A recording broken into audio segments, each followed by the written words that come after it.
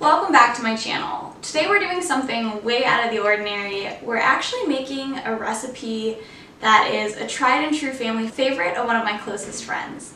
Her mom is obsessed with this apple cake recipe, and so I wanted to see what all the fuss was about. So this is a fun series that I'm starting where I'm gonna actually be testing out recipes that you guys send in to me. Just to see, try recipes from different areas, recipes that are way out of my comfort zone and just different than anything I've done before. This cake recipe, the batter is seriously half apples. Like, I would never think to do that. I can't wait to try it. I've been eagerly letting these cool, and I'm so excited to cut into this cake. But before we do that, I'm going to show you how the batter comes together, and then we'll do a little taste test. To make our apple cake batter, I'm adding in 1 cup of vegetable oil and 3 large eggs into a large bowl.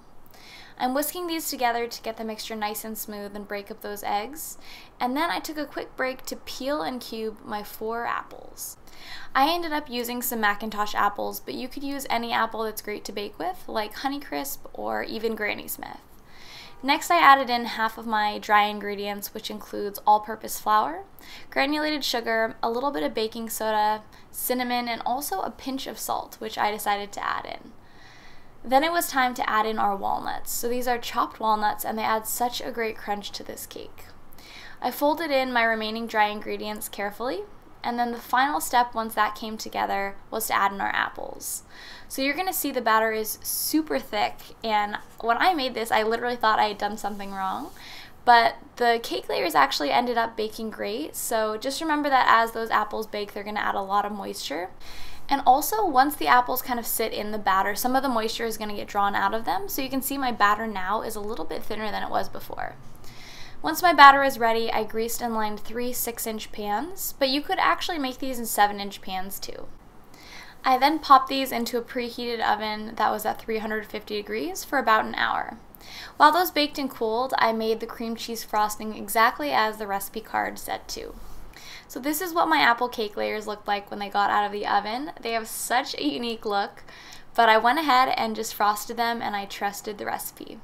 So you can see the cream cheese frosting here is quite a bit thinner than my usual cream cheese buttercream, but it isn't too sweet, and it really does pair well with the sweetness of the apples that are in the cake layers. Once I stacked my 3 little 6-inch cake layers, I used the rest of the frosting just to cover the cake. And for once, I actually didn't do a crumb coat. I just did 1 layer of frosting, smoothed it out a bit with my bench scraper to get it evenly distributed, and then just used the back of the spoon to make some swooshes around the cake. I wanted to do something that was really simple and that you could do at home, because this cake I don't think was decorated in any kind of crazy way back in the day when the recipe came to be in the early 20s. So now it was time to cut into the cake and see what those cake slices looked like. To make sure I got a really clean cut, I heated my blade up in a cup of hot water, dried it off quickly, and then really took my time cutting through these layers. They're a bit more dense than my usual cake recipes, but boy are they delicious. So I know it looks pretty crazy and there are tons of apples in this batter, but I promise you, once you bite into it, you'll totally understand why the recipe is the way that it is. So now it's time for the moment we've all been waiting for. Our cake is sliced, and it's time for our taste test. I'm gonna be honest with you, when I leveled the cakes earlier, I did my own little taste test, and this cake is incredible. The apples are so soft, they're cooked all the way through, and that contrast with the crunch of the walnuts is just to die for. So we'll do a formal taste test now. But this cake really is just so freaking delicious. This cake is by no means a fluffy sponge cake. It's definitely on the dense side, but there's nothing wrong with that. It's rich, it's decadent, and at the same time it's light because it's literally half apples. So here we go. It is seriously so good. So I'm not gonna lie, when I was making this batter, I thought there's no way this cake is gonna turn out. It's so thick and chunky, and even baking it, I was like, how is this ever gonna bake through? But amazingly enough it is, and it really is incredible. One other thing to note, you guys, the recipe card did say better on second day, so I made my cake layers the day before and I let them sit in the freezer overnight. So you can either do that to let it age a little bit and develop its flavors, or you can frost the cake and store it in the fridge for several days. As long as, I'm like salivating from that bite, it is so delicious. But just as long as it's fully frosted, you can let it sit in the fridge for several days and it'll be just fine. So I'm gonna sign off now so I can enjoy the rest of this cake slice, but thank you so much for watching.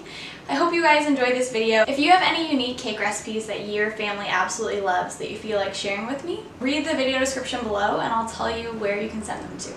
This recipe is up on Chelsweets.com, so if you want to recreate it, which I highly recommend, you can head over there to check it out. Thanks so much for joining me today. Hopefully, I'll see you guys again soon. See you later.